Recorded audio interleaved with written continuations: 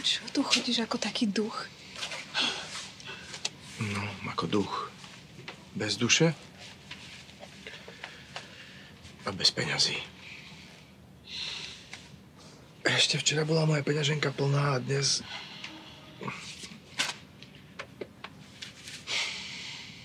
Ja viem. Dievčatá mi to prezradili. Povedali mi, že si išiel zaplatiť zálohu do tej stodoly.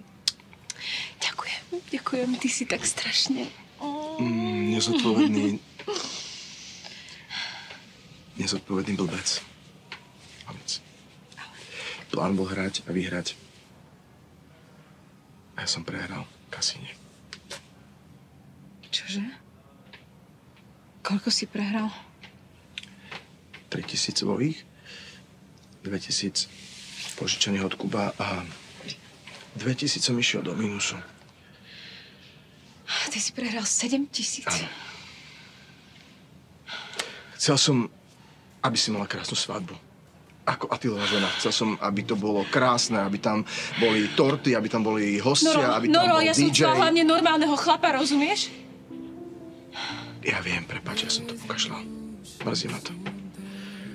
Budem si musieť nabrať 2-krát toľko služieb, aby som to splatil a asi sa vykašľam aj na školu, prepáč.